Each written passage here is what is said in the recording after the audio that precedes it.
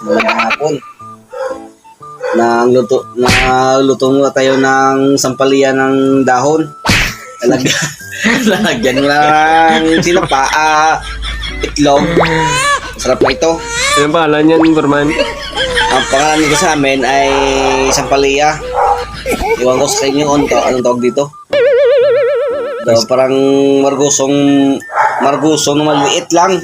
Ang dahon niya, malagyan mo ng itlog, masarap ito. Maraming gustansya ito.